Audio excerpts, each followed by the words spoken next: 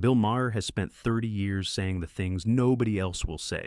He's offended every political party, every religion, every sacred cow in American culture, and he's done it with a smirk that suggests he doesn't care who gets upset. He's been canceled, protested, threatened, and boycotted more times than he can count. None of it has ever made him back down. So, when Meghan Markle walked into his studio with a list of grievances and a determination to finally confront the man who'd mocked her on national television, she made a critical miscalculation. She thought her title, her trauma, and her righteous indignation would be enough to put Bill Maher in his place. She didn't understand that Bill Maher doesn't have a place. He exists outside the rules that govern everyone else, and he's spent 3 decades proving that you can't shame someone who refuses to feel shame. Within 20 minutes, the Duchess of Sussex would discover what countless politicians, activists, and celebrities had learned before her. You don't come for Bill Maher unless he sends for you, and he definitely hadn't sent for her. Before we dive into this explosive confrontation, make sure you hit subscribe and smash that like button. We bring you the most shocking celebrity moments every single week. Now, let's get into what really happened in that studio.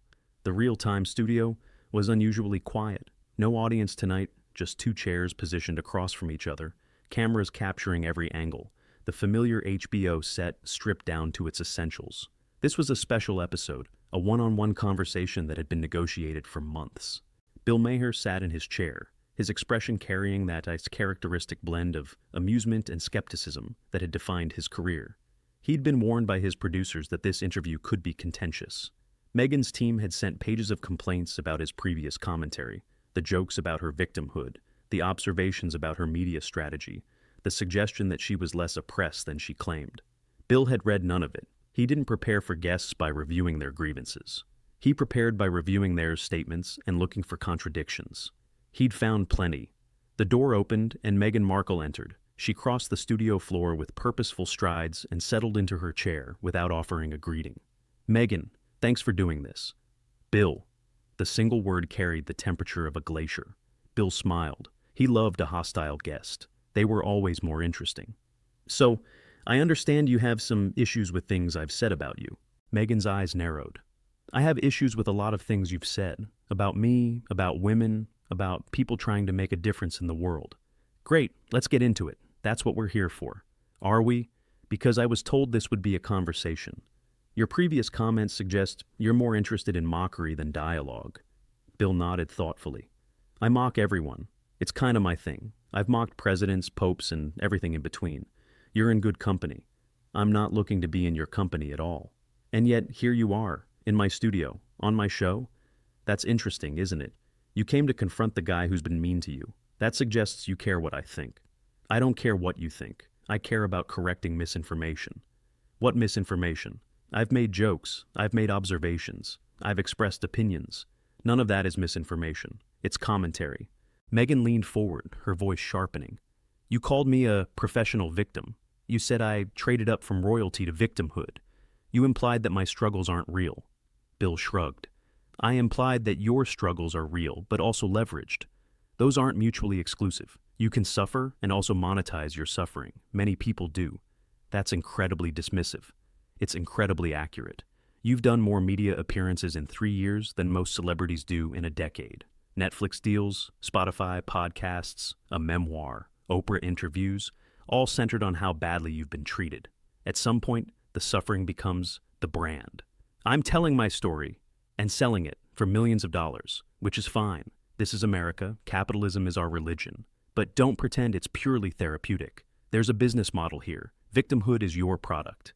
Meghan's face flushed with anger, but she kept her composure. "You're doing exactly what I expected. Reducing complex experiences to cynical sound bites.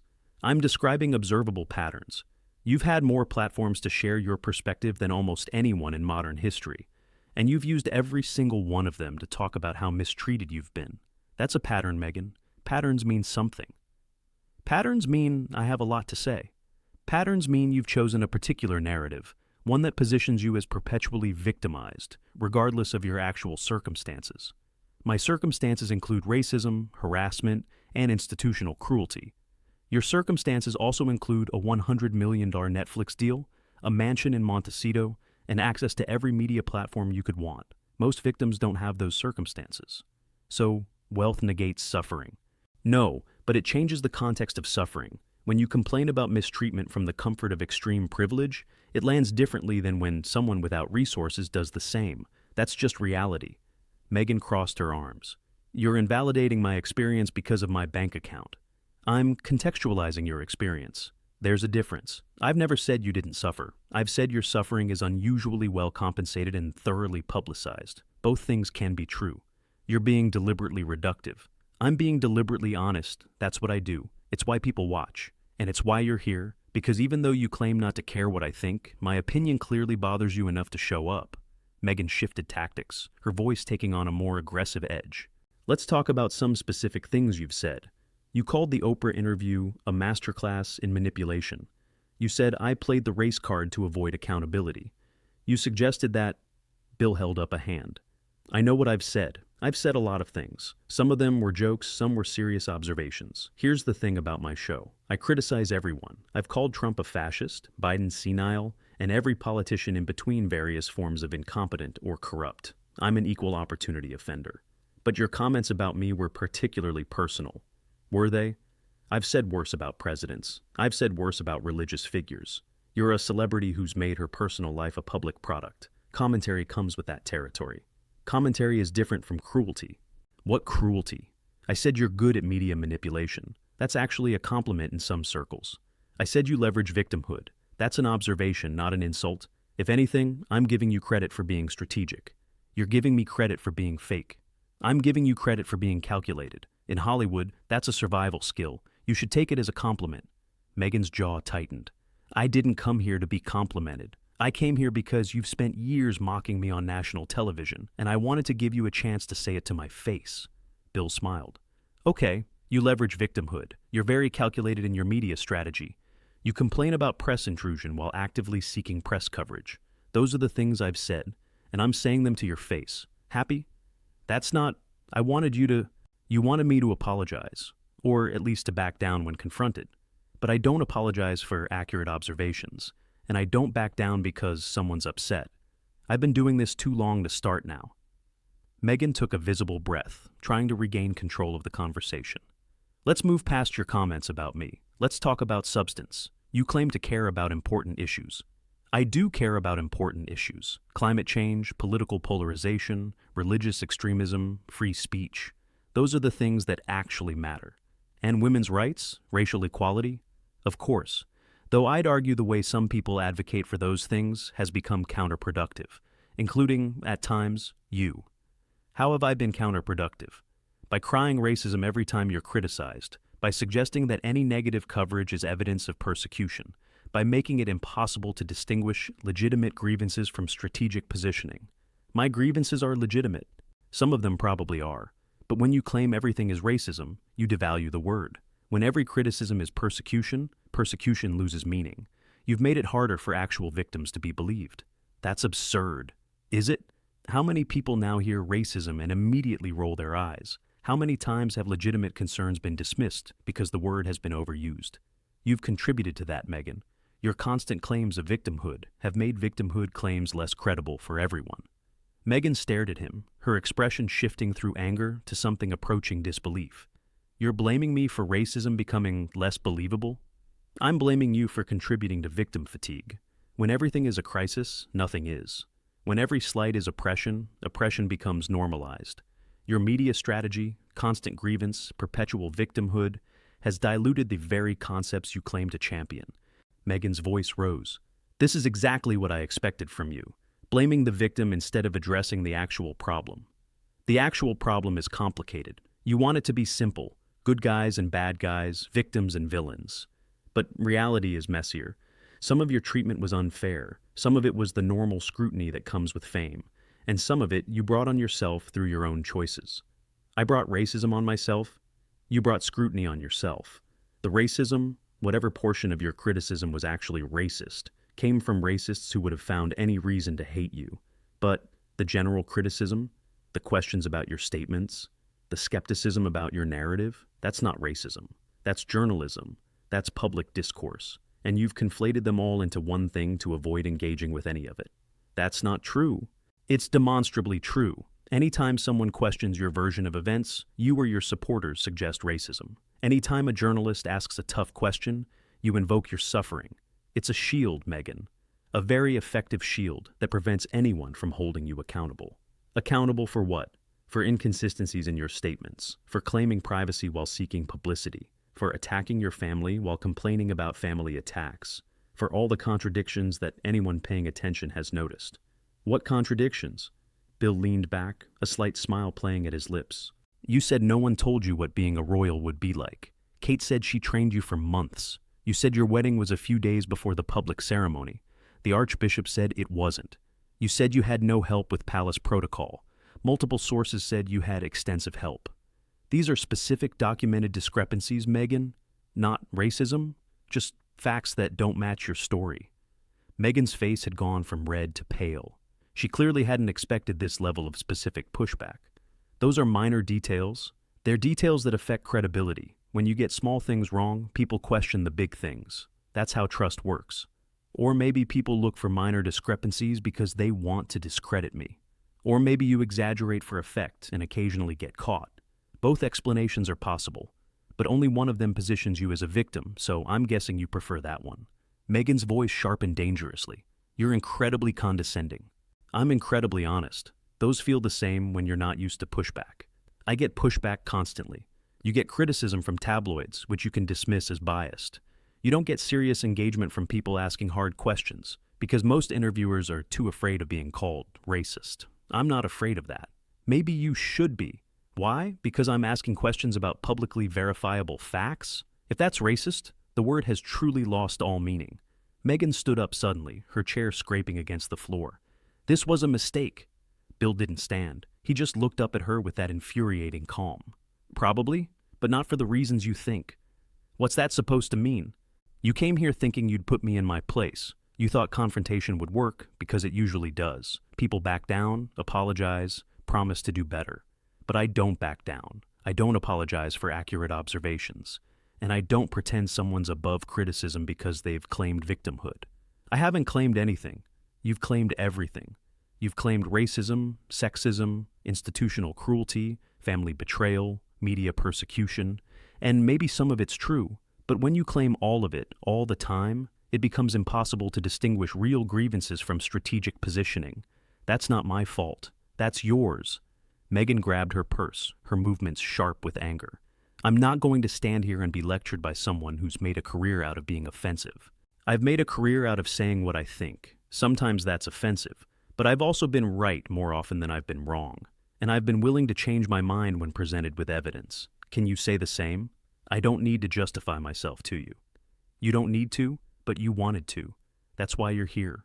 And now that it's not going your way, you're leaving. That's a pattern too, by the way. When confronted with things you can't refute, you exit. The Oprah interview was carefully controlled. The Netflix documentary was produced by your own team. The book was your own words. This is the first time you've faced someone who won't let you control the narrative. And you're running. I'm not running. You're literally walking toward the door.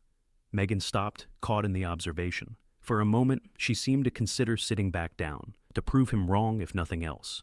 But her pride wouldn't allow it. This interview is over. It was barely an interview. It was 15 minutes of you being upset that I don't worship you. That's not conversation. That's tantrum. I'm not having a tantrum. You came here to confront me about my comments. I explained my comments. You didn't like my explanations. Now you're leaving. That's a tantrum, Meghan. A sophisticated, well-dressed tantrum, but a tantrum nonetheless. Meghan's hands clenched at her sides. You're a bully. I'm a skeptic. I ask questions that make powerful people uncomfortable. You're very powerful, Meghan. More powerful than you admit. You have massive platforms, enormous wealth, and the ability to shape narratives that millions of people believe. When someone with that much power claims perpetual victimhood, skepticism is appropriate. I'm not powerful. You just said I've been mocking you on national television. You're only bothered by that because your platform is as big as mine. You're powerful. Own it. Meghan turned toward the door, then spun back around for one final confrontation. You know what your problem is, Bill? You think being contrarian is the same as being right. You think offending people makes you brave. But all you really are is a rich man who's never faced consequences for anything you've said. Bill nodded slowly. That's partially true. I am rich. I do offend people. and I've avoided most consequences because I've been careful to only say things I can defend. You, on the other hand, have said many things you can't defend, and you've avoided consequences by crying victimhood every time someone points that out. So, we're both privileged. The difference is, I admit it. I've admitted plenty. You've admitted nothing. You've explained, you've justified, you've contextualized, but you've never once said I was wrong, or I made a mistake, or I could have handled that better. It's always someone else's fault. The palace, the press, the public, your family, everyone except you. That's not fair. Life isn't fair. I thought that was your whole point, that you've been treated unfairly. Well, I'm treating you the way I treat everyone. No special consideration for your title or your struggles. Just direct engagement with what you've actually said and done. If that feels unfair, maybe you've gotten too used to special treatment. Meghan's voice rose to something close to a shout. I've never gotten special treatment in my life. You were literally a princess. Duchess. Whatever. You were royalty. You lived in palaces. You had servants and security and every privilege the British monarchy could offer. And then you left and got a $100 million Netflix deal. If that's not special treatment, the phrase has no meaning. That money was earned by selling your story, your royal story, the story you could only have because of the special treatment you received by being allowed into that family. Everything you have, every platform, every dollar, every bit of your current fame comes from the institution you now criticize. You've monetized the very thing you claim destroyed you. Meghan stood frozen, her face a mask of barely controlled fury. You don't understand anything about my situation. I understand everything about your situation. You're a former actress who married into one of the most famous families in the world, found it difficult, left, and then made a fortune telling everyone how difficult it was. That's the whole story. Everything else is details. Those details are my life. And you've shared them exhaustively, which is your right. But having shared them, you don't get to complain when people analyze them. You don't get to cry persecution when someone points out inconsistencies. You invited scrutiny by going public. Now you're upset that the scrutiny exists. I'm upset that the scrutiny is unfair. Some of it is, some of it isn't. You've refused to distinguish between the two. That's what makes you exhausting, Meghan. Not the suffering. Suffering is human. But the constant insistence that all criticism is persecution makes it impossible to take any of your claims seriously. Meghan's voice dropped to something cold. I don't need you to take me seriously. Then why are you here? You came to my studio. You sat in my chair. You confronted me about my comments. That's the behavior of someone who cares what I think. And now that I've told you what I think, you're angry, which proves you cared. I wanted accountability. You wanted contrition. You wanted me to apologize and promise to be nicer. But I don't owe you niceness. I owe my audience honesty. And honestly, I think you're a talented operator who's very good at playing victim and very bad at accepting responsibility. That's my assessment, and I stand by it. Meghan stared at him for a long moment. The anger was still there, but underneath it was something else. The look of someone who'd come expecting an easy fight and discovered their opponent wouldn't cooperate. You're going to regret this, she finally said. I've been hearing that for 30 years, still waiting for the regret to kick in. Meghan turned and walked toward the exit. At the door, she paused. This isn't over. It never is with you. That's kind of my whole point. The door closed behind her. Bill sat in the silence for a moment, then turned to face the camera. Well, that went about as well as expected. For the record, I invited her here for a genuine conversation. I was hoping we could find common ground, maybe even change each other's minds about some things. Instead, she spent 15 minutes being offended that I wouldn't apologize for my opinions. He shrugged. That's the state of discourse in America. You can't disagree with certain people without being called a bigot, a bully, or a villain. You can't ask questions without being accused of persecution. And you definitely can't expect public figures to defend their public statements without them storming out. Bill picked up his drink and took a sip. Here's what I'll say about Meghan Markle. I think she's had some genuinely difficult experiences. I think some of her criticism has been unfair and even racist.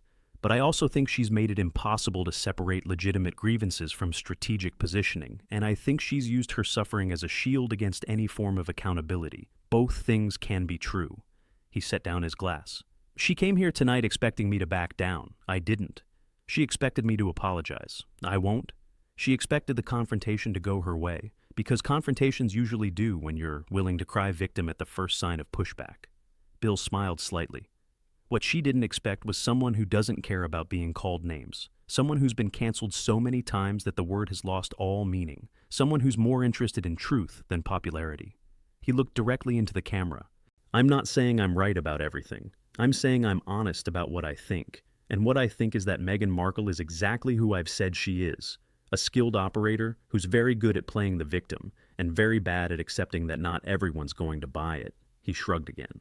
She'll probably issue a statement calling me a racist or a misogynist or whatever term her team thinks will stick. That's the playbook. Anyone who questions the narrative gets labeled. I've been labeled before. I'll survive. Bill turned slightly in his chair. New rule, if you're going to come on my show to confront me about my opinions, be prepared for me to have them. I've been doing this too long to start pretending. The footage aired unedited. HBO's decision, not Bill's, and the response was immediate.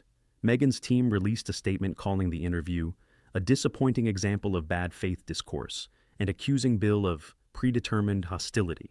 Bill addressed it on his next show. Apparently asking questions is bad faith now. Apparently not apologizing is hostile. Apparently I was supposed to sit there and nod while she told me I was wrong about everything. That's not an interview. That's therapy. And I'm not her therapist. The audience laughed. Here's what I find fascinating. She came on my show specifically to confront me about things I've said. I explained those things. She didn't like my explanations. So, now I'm the bad guy. But at no point did she actually refute anything I said. She just expressed displeasure that I said it. He shrugged. That's the world we live in. Disagreement is violence. Questions are harassment.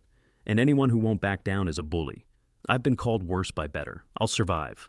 The interview lasted 19 minutes before Meghan walked out.